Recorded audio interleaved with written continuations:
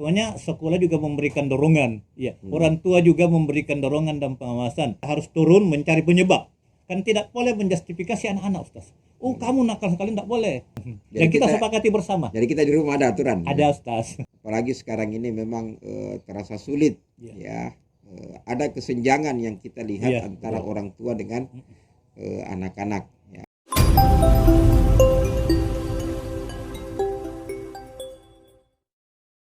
Assalamualaikum warahmatullahi wabarakatuh. Waalaikumsalam warahmatullahi wabarakatuh. Alhamdulillahirabbil alamin. Allahumma shalli ala Muhammad wa ala alihi wa ashabihi wa man tabi'ahum bi ihsanin ila yaumiddin. Asyhadu an la ilaha illallah wahdahu la syarikalah wa asyhadu anna Muhammadan abduhu wa rasuluh. Teman-teman yang dirahmati, diberkahi oleh Allah Subhanahu wa taala. Syukur alhamdulillah pada kesempatan ini kembali hadir di tengah-tengah kita di pesantren Kiai Haji Abdul Qadir Qasim Kampus 2. Narasumber kita Zubair Nur. Iya, siap. Ya, beliau di Kementerian Agama sebagai Ketua Pokjalu, Ustaz ya. Iya. Selain berprofesi sebagai penyuluh, beliau juga adalah dosen di ITSBM, Stikes, dan UTI, Universitas Terbuka. Ya, intinya di beberapa lembaga tinggi, perguruan tinggi. Pada kesempatan ini kita ingin berbincang dengan beliau terkait dengan kenakalan remaja dan tantangan yang dihadapi oleh para penyuluh di lapangan. Begini Ustadz, saya sempat melihat data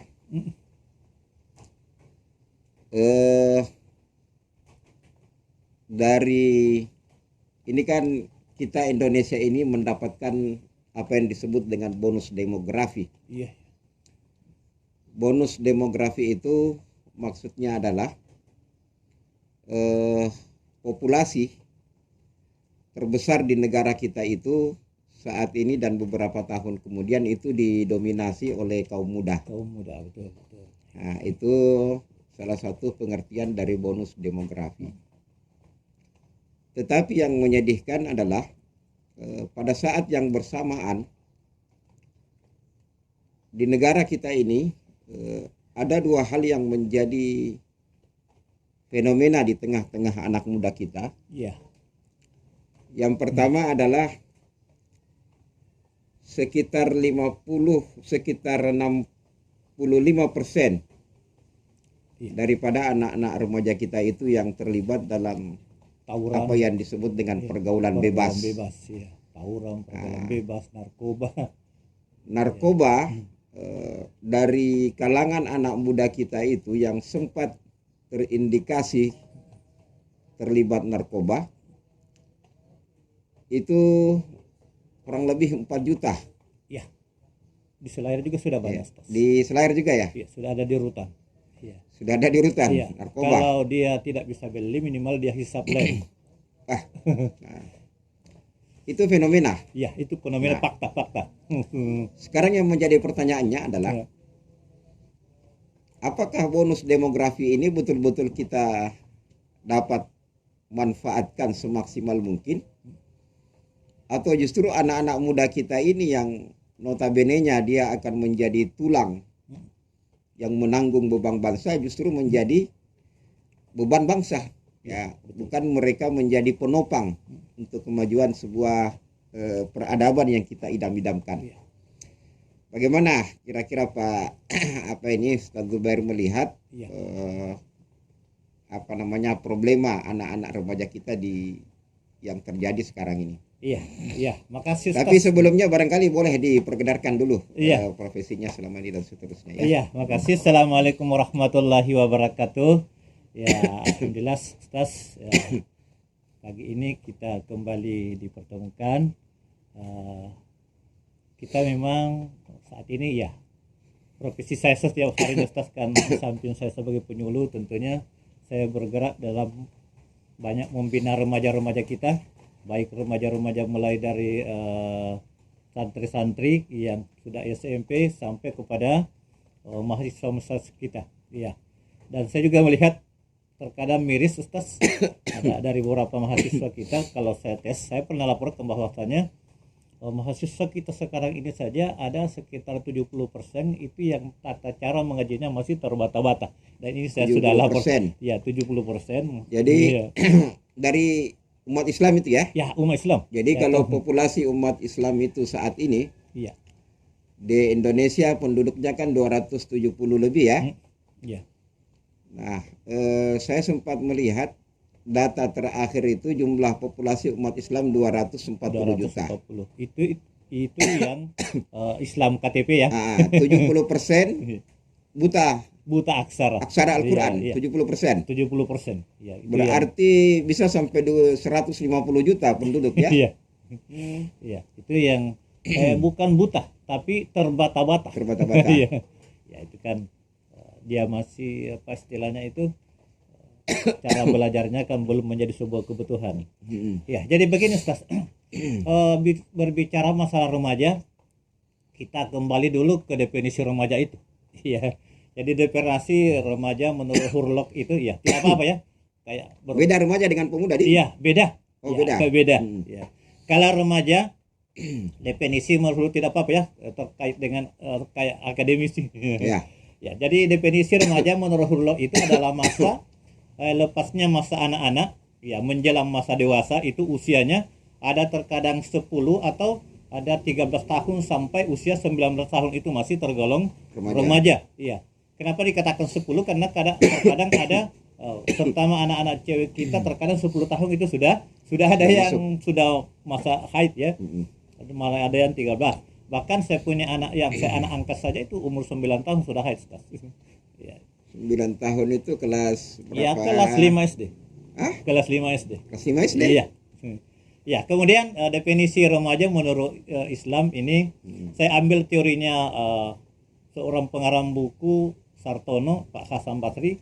Mereka yang telah meninggalkan masa anak-anak yang penuh dengan ketergantungan menuju pembentukan tanggung jawab. Iya. Itu namanya masa transisi. Jadi masa remaja itu adalah sebuah masa transisi yang remaja itu ingin menyampaikan sebuah jati dirinya. Jadi kalau tidak dikawal dengan baik, maka dia akan mencari bagaimana tempat mencari jati diri itu. Mungkin dia nakal supaya diakui oleh masyarakat. Bahwa inilah saya sesungguhnya. Rentang umurnya tadi berapa? Rentang umurnya adalah 10, karena kalau 10? Di bawah 10 kan masih anak-anak, bukan belum menjadi remaja. Jadi 10 tahun sampai 19 itu adalah masa transisi yang harus kita kawal betul-betul. Iya. Itu remaja. Remaja, iya. Itu adalah pembentukan untuk bagaimana dia membuat punya tanggung jawab. Jadi pertanyaannya, bagaimana kalau seandainya ada orang tua yang tidak bertanggung jawab? Itulah yang dikatakan remaja. Iya, itu yang dikatakan orang tua kita adalah tuamu tapi gau anak-anak juga, Pak. Itulah yang dikatakan. Kalau istilah kami waktu kami ada di Makassar adalah bocah tua nakal. Jadi kalau kita lihat ya. Yang disebut dengan remaja itu adalah ya. Dia tidak sekedar terkait dengan masalah umur, usia, ya. Tapi juga dia terkait dengan perawatan, karakter, ya. Mental, ya. Nah. Jadi kalau saya ditanya Ustaz, bagaimana pengalaman membimbing remaja selama ini? Ya. Secara pribadi saya mengatakan bahwa yang saya amati, tapi ini hanya saya amati, saya belum teliti secara mendalam. Rata-rata remaja yang nakal itu adalah banyak dipengaruhi oleh keadaan orang tua. Kalau orang tua miskin, orang tua tidak memperhatikan anaknya, tidak mengurus anaknya, apalagi bapaknya peminum, itu juga lah anaknya yang akan secara genetik menjadi peminum dan nakal. Ya, jadi memang kalau saya sempat lihat data juga bahwa penyebab anak-anak kita ini, anak-anak remaja yang tadi terlibat dalam pergaulan bebas, kemudian narkoba itu ternyata tergantung pada pola asuh di rumah. Pola asuh di rumah. Salah satu di antaranya adalah seolah-olah tidak mendapatkan kasih sayang kasih dan perhatian sayang, ya. sehingga di luar mereka mencari jati Ah. dirinya. Ya, kemudian lingkungan juga. Ya, lingkungan, kemudian pengaruh genetik, Ustaz. Pengaruh genetik juga sangat berpengaruh. Masa genetik juga Iya, genetik berpengaruh? ya. Ini sejalan dengan teori kajian Jackson ya. Jackson ya seorang keberkeluargaan Amerika. Beliau meneliti bahwa asal mula kenakalan remaja itu dapat digolongkan ke dalam teori sosiogenetik. Ya, sosiogenetik yaitu teori yang mencoba mencari sumber penyebab kendala remaja dan faktor lingkungan dan keluarga. Ya, seperti teori broken home, ya, teori broken home dan penyalahgunaan anak. Tunggu dulu, Iya. Ustaz. Kalau secara genetik, Iya, ya, genetik itu kan keturunan. keturunan. Iya. Lantas bagaimana Ustaz Zubair ini mengkorelasikan dengan hadis yang mengatakan Ya. kullu mauludin Iya. yuladu alal fitrah. Ya, itu kondisinya Semua adalah manusia itu terlahir dalam keadaan keadaan fitrah. fitrah. Begitu Itu lahir berarti manusia lahir dalam keadaan suci. suci. Kenapa ada pengaruh dari orang Iya, tua? pengaruh itu adalah secara genetik, ya. Begitu keluar karena dia melihat orang tuanya, maka dia itu lagi yang dikerjakan. Karena memang secara genetik orang tuanya begitu. Kemudian begitu keluar, yang dilihat begitu besar, melihat orang tuanya minum, melihat orang tuanya cekcok, maka sehingga itu turun temurun. Oh, itu yang dia Iya, maksud. itu dari menurut Genetik. teori Jackson. Iya, ya. Jadi ini bukan Kalau saya melihatnya itu Ya. dari sisi lingkungan, sisi bukan lingkungan, genetik. ya sisi lingkungan. Tapi ini Kalau kan, begitu ya ininya. ini teorinya. Ini bukan pendekatan agama. Kalau pendekatan agamanya, mungkin nanti Ustaz yang bisa terangkan. Ini teorinya Jackson menurut apa yang dia teliti. Oh, gitu Iya, ya. iya. Ada juga faktor genetik. Ada faktor genetik. Karena saya lihat orang yang jadi pemimpin dari sekarang ini, Ustaz, ternyata memang orang tuanya jadi pemimpin sejak dulu. Itu secara genetik. Oh, begitu ya. Iya. Dia punya darah. Ya, ada darah, memang ada darah pemimpin. Seperti misalnya barangkali dalam sejarah itu Zaid bin Harisah, Iya. ya. Beliau memang adalah pemimpin. Iya. Budak pada awalnya. Iya.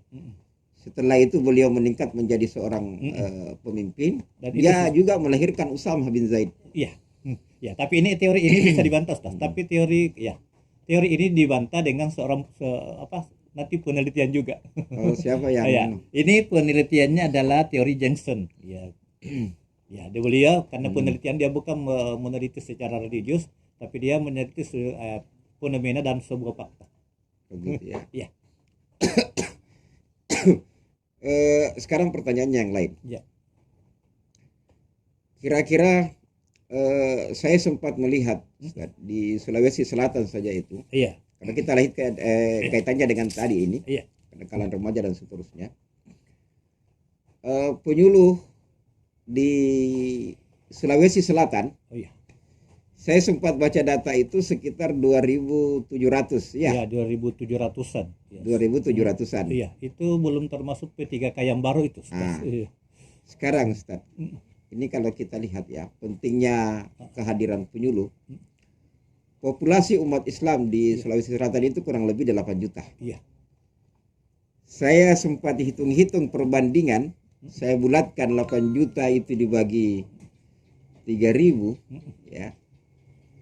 Itu kira-kira satu penyuluh itu hanya dia harus mengcover 2.000-an. Iya. Jadi Itu adalah satu angka yang sangat fantastik. tinggi ya. Iya, sangat tinggi. Iya. Kalau di Selayar bagaimana idealnya di Selayar? Kalau idealnya sebenarnya, Ustaz, satu penyuluh itu 1.000 orang. Iya. Satu penyuluh? Iya. Satu penyuluh hanya mampu membimbing 1.000 orang. Ya, sama dengan TPA. Untuk efektifnya TPA itu seharusnya satu guru hanya 10 santri. Ini satu penyuluh Satu 1.000 orang. penyuluh 1.000 orang. Jadi di benteng ini sebenarnya kalau hanya 5 penyuluh maka itu tidak cukup. Di Benteng berapa penyuluh? Di benteng hanya 5 penyuluh yang ASN. Yang ASN, yang non ASN? Ya, non ASN itu pun belum cukup. Iya, ditambah lagi kapasitas dan kapabilitas. Karena kita berhadapan dengan masyarakat seperti di Benteng ini, ada masyarakat elit, tidak sembarang orang bisa masuk. Ya, dan memang terkadang ada yang menolak. Apalagi saya juga melihat Ustaz bahwa Ya. ini tadi kenapa terjadi kenakalan remaja ya? Iya.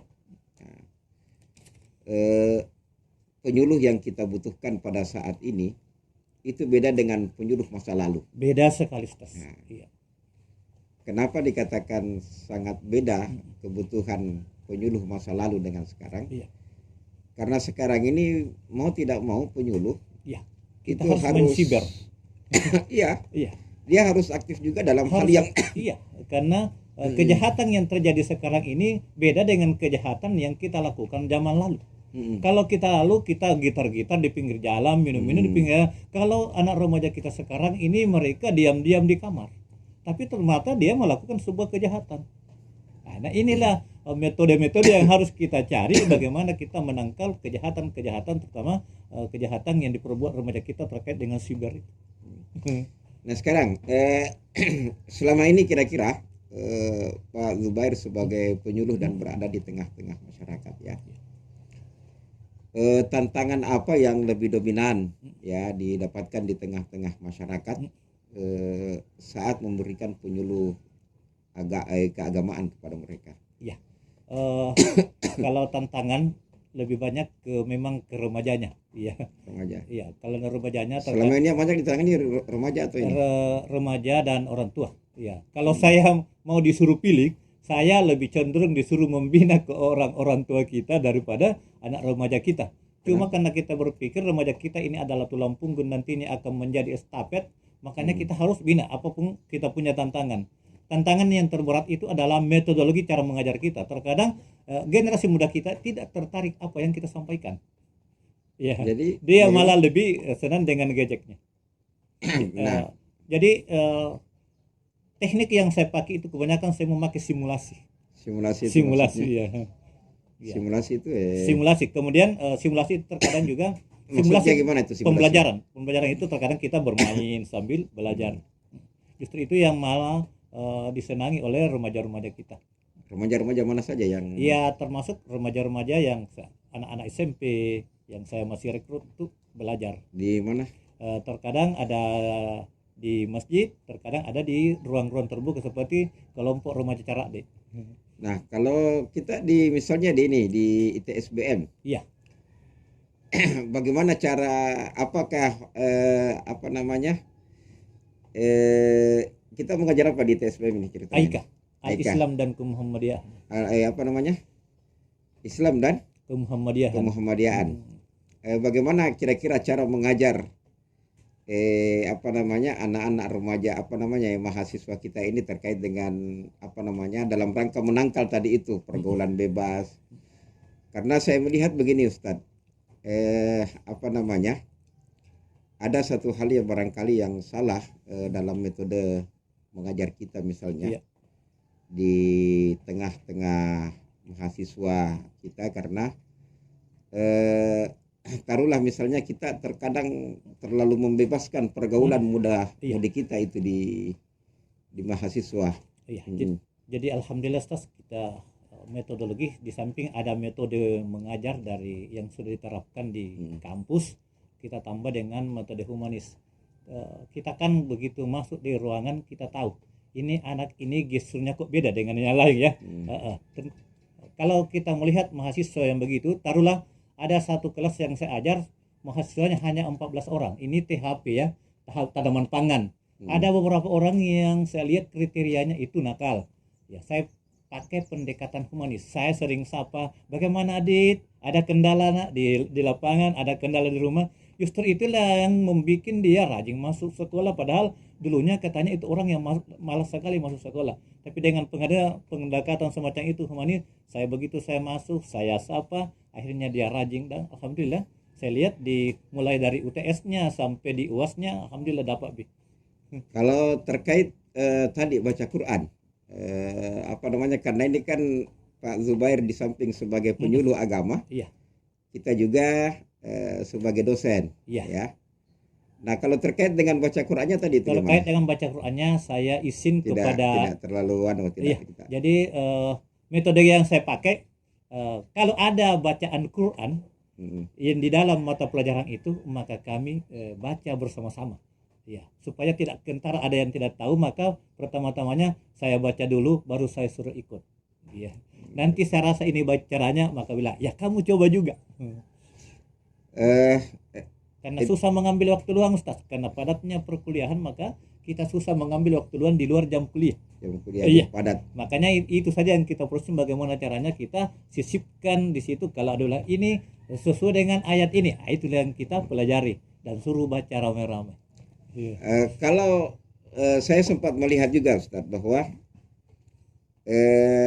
ada 4 kalau tidak salah tugas pokok sebagai penyuluh ya. Iya. Di samping dia sebagai pembimbing, Pembimbing, advokasi juga. advokasi, Iya. dia juga adalah sebagai apa namanya mediator, Mediator. Iya. ya, untuk Ada untuk konflik, menangani Konflik. permasalahan-permasalahan keagamaan di tengah-tengah Iya. masyarakat. Nah, selama ini di masyarakat apa-apa saja apa namanya Ya. problematika yang dihadapi oleh Konflik masyarakat yang kita gitu. banyak saya hadapi itu adalah konflik cinta Ustaz. Di mana? Iya, di antara remaja kita, iya. Terkadang belum cukup usianya, dia sudah kebelet, artinya sudah ada muatan lokal. Ya, inilah yang saya fasilitasi semuanya, karena antara kedua belah pihak ini sudah mau bawa parang. Apa tadi itu maksudnya? Iya, ada artinya seorang anak ini tabrakan apa namanya itu kecelakaan lalu lintas, tapi tabrakannya bukan di jalanan. Apa namanya nikah by accident. Iya, accident. Jadi itu yang kita tangani supaya konflik itu tidak membesar. Akhirnya kita melanggar satu, tapi untuk namanya apa itu untuk kita tangani supaya tidak terjadi konflik. Dan saya serahkan ke imamnya. Dia bilang kita tuh yang apa ini yang selesaikan ini. Tapi untuk konfliknya saya yang tangani. Di masyarakat ya. Iya. Banyaknya terjadi apa namanya? Iya. Persoalan CINTA. Persoalan nikah by Iya. accident. Iya. Nah, itu barangkali karena apa namanya? Pergaulan bebas Iya, ya pergaulan yang bebas. terjadi di masyarakat kita. Ini yang by accident ini orang sekolah atau bukan? Oh, banyak orang sekolah, Ustaz. Rata-rata orang sekolah. Orang sekolah. Orang sekolah Anak lawan SMP, orang SMA. anak SMP, anak SMA. Gitu ya. Iya, pernah waktu saya di Bontosikuyu itu, dia hafal sekali Pak Amirullah dengan Pak Amin pernah di Bontosikuyu, walaupun orangnya tidak banyak, tapi sekitar 80% yang nikah ada pada 1 bulan itu, 80% itu semua begitu. Sudah ada muatan lokal. Iya. Apa kira-kira penyebab utamanya itu sehingga masyarakat kita pengawasan yang kurang ketat di rumah. Iya. Artinya kita menindakbobokkan anak-anak dengan uang, memberikan fasilitas. Iya. Sehingga mereka lupa dari pergaulan kita sibuk juga dengan pekerjaan kita tanpa melihat apa yang dibikin anak-anak kita sesungguhnya. Karena memang orang tua juga sekarang ini terlalu Iya. apa namanya? Iya. Terlalu banyak kesibukan sehingga seakan-akan melupakan. Iya. Bahkan saya juga melihat bahwa jangankan di desa-desa ya, di kota-kota sendiri kita yang misalnya orang tuanya berprofesi sebagai pegawai, itu hampir tiada waktu ya yang mereka sisihkan untuk pendidikan anak-anak mereka. Sementara anak-anak ini di rumah tanpa pengawasan dan mereka banyak bermain dengan gadget. Gadget. Ya, barangkali ini Ustaz. Nanti Ustaz kalau jalan-jalan keluar coba lihat anak-anak kita di dusun-dusun. Ada beberapa dusun-dusun kita ini yang tidak punya signal. Mereka pergi mencari signal dan disitulah mereka ketemu. Ada beberapa yang kejadian yang hampir terjadi pertumpahan darah karena kedapatan di situ Ustaz. Karena dia pergi dari rumah mencari signal, di situ mereka ketemu. Nah sekarang apa fungsinya penyuluh kira-kira di situ? Bagaimana caranya meminimalisir kejadian-kejadian seperti itu di tengah-tengah masyarakat? Untuk remaja seharusnya kita kerjasama dengan desa, seperti saya di desa Patilereng. Di desa Patilereng itu kita mencarikan suatu wadah remaja kita membuat keterampilan. Kalau cewek-ceweknya diajari membuat kue, kalau laki-lakinya dibikin untuk bikin keterampilan, dijadikan suatu wadah supaya mereka melupakan itu. Ya, dan itu berhasil Pak Desa. Di mana itu? Di desa Patilereng. Iya. Cuma sayang ada nilainya turun itu hari, karena begitu saya pindah ke Batam Mata saya tidak sempat ke sana, sehingga nilai spiritualnya di sana tinggal menjadi 78, sehingga dia menjadi urutan kedua. Kan baru-baru ini dia dapat mobil Ustaz. Karena yang dinilai itu keseluruhan dari dapat mobil gara-gara apa? Dapat mobil karena penilaian dari keseluruhan aktivitas di desa itu. Iya. Apalagi cara-cara lain yang ditempuh oleh penyuluh Di samping itu ya, mencari ke ya ya, untuk meminimalisir ini tadi pergaulan bebas di tentunya bimbingan tengah-tengah. keagamaan, Ustaz. Itu Mm. yang sangat penting. Iya. Ya, supaya memang betul-betul mereka diajar salatnya itu adalah salat yang punya roh, ya kata Pak Kiai.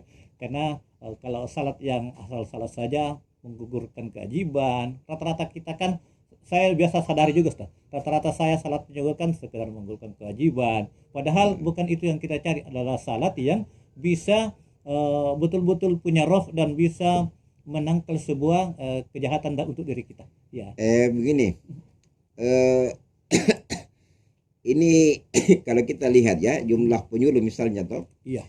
dibanding dengan jumlah remaja dan jumlah populasi kita. Apa langkah-langkah penyuluh Kementerian Agama untuk meminimalisir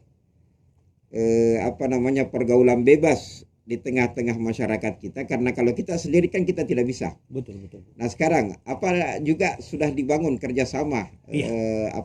di tengah-tengah masyarakat kita untuk meminimalisir tadi kenakalan Iya. remaja khususnya pergaulan bebas. Kalau saya baru satu desa itu, jadi Ada seharusnya kerjasama dengan sekolah tidak? ya semuanya, Ustaz. Jadi stakeholder kata ya bahasa sosialnya, semua stakeholder kita, pemerintah dan masyarakat, semua unsur itu harus kerjasama terkait dengan itu. Iya. Tidak boleh kita sendirian. Pokoknya sekolah juga memberikan dorongan, ya. Orang tua juga memberikan dorongan dan pengawasan. Jadi supaya kita juga seorang penyuluh enak kita turun. Ya. Tentunya ada program, harus ada program ya. Tapi sudah ada, sudah dibangun Sudah, kerjasama dengan sudah pemerintah ada, desa. iya, sudah ada.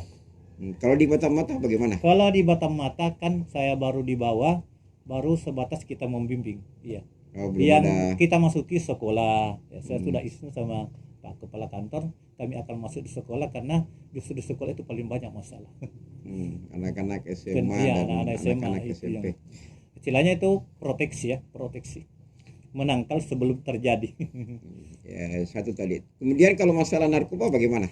Kalau narkoba untuk remaja kita di Selayar belum terlalu Sudah dengar. ya? Ya, persoalannya kan belum terjangkau. Belum terjangkau uang kita. Ya, yang banyak itu adalah lem. Ya. Oh, belum sampai ya. Belum Ini sampai, karena narkoba itu kan butuh modal. Ah, Ya, yang banyak anak-anak kita adalah lem. Di mana terkadang ada WiFi yang bebas keluar, maka terkadang disitulah anak-anak banyak ngumpul sambil ngisap lem. Iya. kalau lem pengaruhnya sampai seperti ini tidak? Pengaruhnya juga bisa membuat terpengaruh dan dia melayang-layang seperti orang mabuk. Lem? Iya, iya, lem pox. Tapi secara hukum apakah juga dia termasuk Belum ada narkoba itu? hukumnya sih, itu justru itu karena belum ada hukumnya, maka tidak bisa ditindaki. Iya. Nah. Kemudian Ustaz, saya juga melihat salah satu fungsi daripada penyuluh agama Islam di Kementerian Agama itu adalah terkait dengan moderasi beragama. Oh ya, betul. Iya. Apakah Pak Zubair sebagai penyuluh, apakah ini juga di Selayar ada juga konflik beragama atau tidak di Selayar ini? Iya sih, kalau besar sih tidak. Tapi kalau ekses ya kata orang ada sih di dalam hati, tapi itu kan mampu kita minimalisir dengan kegiatan-kegiatan kita. Ya, apalagi saya sebagai di FKUB yang banyak ketemu dengan orang-orang kita. Yang kita harus antisipasi ini adalah bukan antara agamanya, Ustaz, tapi inter. Oh, kalau antar agama tidak Kalau terlalu. antar agama sih adem-adem saja. Selayar, Yang kita khawatirkan itu adalah di intra kita, ya, antara paham-paham. Ya. Kalau antara ini tidak terlalu lampak nih. Justru bukan cuma kita, Ustaz, di Islam. Mereka juga Kristen terkadang, Pak Nur, kok saya adem ya bersama dengan Bapak. Tapi kok dengan sama-sama itu kok saya kayak gontok-gontokan ya. Saya dengar di mana kampung moderasi beragama di Selayar itu di mana? Di atas di Bahoria. Di Bahoria ya. Itu adem. Jadi kita yang harus kita antisipasi adalah inter ya. Bukan antar sesama, tapi inter sesama agama sendiri. Sebelum kita tutup, Ustadz, Ya. Kira-kira ada yang ingin disampaikan ke publik terkait dengan Iya. fungsi apa namanya Iya. Pak Zubair sebagai penyuluh. Iya. Kemudian juga apa pesan-pesan kepada remaja ya untuk meminimalisir kenakalan-kenakalan di tengah-tengah masyarakat kita. Oh iya, makasih Stas ya. Jadi simpulan daripada pertemuan kita adalah kenakalan remaja adalah suatu masalah yang sangat serius, Stas. Ya, karena ini masalah panjang dan terkait dengan apa namanya itu adalah kelanjutan generasi kita ke depan. Makanya itu semua stakeholder ya kita harus turun mencari penyebab. Kan tidak boleh menjustifikasi anak-anak, Ustaz. Oh, kamu nakal sekali, tidak boleh. Tanya dulu, cari dulu apa penyebab mereka menjadi nakal. Karena tidak mungkin dia menjadi nakal kalau tidak ada penyebabnya. Boleh jadi dia depresi di rumah, ada yang tidak suka di rumah, orang tuanya selalu menekan, itulah yang membuat dia liar dan menjadi nakal. Ya, makanya cari dulu apa penyebabnya, karena tidak mungkin terjadi sesuatu kalau tidak ada penyebabnya. Makanya kita harus bijak melihat. Nah, yang kedua, cara mengatasinya tentu dengan cara komunikasi yang tepat. Komunikasikan kepada anak, kenapa kau begitu nak? Dengan cara yang saya kira ada di Al-Quran, dengan cara yang bil hikmah. Ya. Kemudian apalagi namanya itu ajaklah Tuhan itu dengan lemah lembut. Ya. Apa ayatnya Ustaz? Ya. Waqulu lahu apa? Qulu lahu qawlan layyinan la'allahu yatadzakkar. Ya, itu Ustaz. Ya. Kemudian memahami perasaan remaja. Itu sangat penting. Walaupun anak kita itu di luar daripada diri kita itu orang lain, Ustaz. Jadi kita tidak boleh mengintervensi di luar daripada diri kita itu orang lain. Ini secara individu, secara psikolog ya. Makanya tidak boleh terlalu mengintervensi perasaan anak kita. Iya, saya begini Ustaz. Anak saya itu kan begitu dari SMP, apa kau suka? Yang bungsu ini mengatakan saya suka akuntansi, padahal saya mau kasih masuk pesantren Ustaz. Kita tidak pernah mengarahkan bahwa harus begini, Tidak Ustaz. Padahal maunya saya kan saya alumni pesantren, saya mau kasih masuk pesantren, tapi saya kan suka matematika. Kalau kau suka matematika ke Pak Usman. Iya. Kemudian saya suka akuntansi. Kalau begitu kamu ke SMK, karena di situ ada Ibu Wiwi diarahkan. Akhirnya begitu selesai, bagaimana? Saya mau lanjut akuntansi lagi, kamu ke Jogja lah. Ambil akuntansi, jangan ambil yang lain. Begitu selesai S1-nya, sekarang kan di UGM akuntansi lagi. Tidak pernah, jadi akhirnya terpola. Iya. Jadi tergantung pola asuh ya. Iya. Tidak boleh menekan. Tidak boleh menekan Ustaz. Artinya pendidikan agama itu kan harus diseringkan. Kamu nak salat sedikit-sedikit saya telepon, sudah salat nak? Ya. Yang bungsu ini terkadang jujur, belum Pak. Ya, salat kan. Jadi kita supaya bisa apa namanya itu jalan ya karena harus kita mengerti. Kapan kita kerasi malah dia memberontak karena kan Nabi sudah mengatakan didiklah anakmu karena anakmu itu tidak sama zaman dengan kamu. Makanya kita harus mengerti perasaan. Kemudian kita harus mampu mengendalikan diri. Jadi tadi untuk apa namanya pola pendidikan di keluarga? Apa tadi yang pertama lembut? Ya lembut, ya. Lembut. Mengerti perasaan, perasaan. Komunikasi yang tepat. Kapan anak-anak kita itu, kalau dia anak kita berkerut jangan dulu tanya. Nanti baik-baik perasaannya. Biasa datang dari sekolah tiba-tiba pak. Ya berarti dia punya masalah di luar. Jangan dulu tanyalah. Nah, saya tenangkan dulu. Melihat di mana di metode pendidikan orang dulu itu. Ya. Kenapa mereka makannya lama? Ya. Kenapa mereka makan lama? Karena makan itu adalah sarana bagi orang-orang tua dulu untuk komunikasi dengan anak-anaknya. Dan bukan cuma itu. Raja-raja dulu kalau makan lama. Supaya dia lihat nanti gilebas seorang anak dari India nanti dia monok gitu. Artinya jangan sampai kita memberikan apa namanya pengarahan pada anak-anak kita sementara mereka dalam keadaan lapar ya. Wajib pinyahanam parisaryangan. Iya. Kemudian kita harus mampu mengendalikan diri Ustaz. Pokoknya melihat anak-anak kita melanggar harus kendalikan diri. Jangan langsung wah. Itu akan malah anak kita akan semakin memusuhi kita. Dan itu akan terekam Ustaz. Akan terekam. Mereka akan lari. Akan lari dan akan kalaupun dia tidak lari maka akan terekam di dalam. Suatu saat kalau kita tua maka dia akan membalas Ustaz. Ada pernah anak-anak yang saya tanya Ustaz. Kenapa kau begitu? Waktu saya anak-anak sering saya dikerasi. Akhirnya dia juga keras. Akhirnya dia juga keras. Setelah orang tuanya sudah tua. Nanti yang begitu itu kamu berdosa.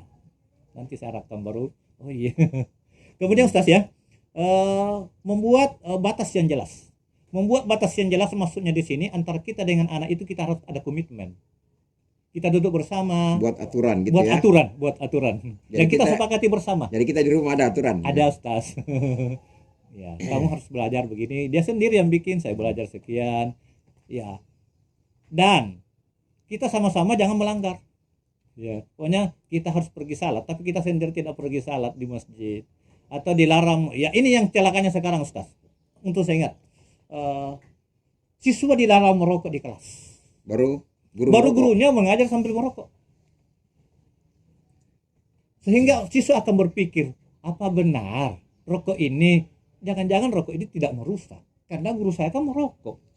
itulah barangkali metode. Sehingga banyak siswa kita dilarang merokok di kelas, tapi merokok di luar. Ditanya gurunya kenapa merokok, kan ini bukan di kelas, ini di luar kelas. Saya pernah dapatkan hal yang seperti itu. Iya. Saya tidak usah sebutkan, mudah-mudahan ini bukan sebuah dosa. Iya. Seorang kiai melarang muridnya merokok. Alasannya merusak kesehatan. Nah, ditanya, Pak Kiai sendiri merokok.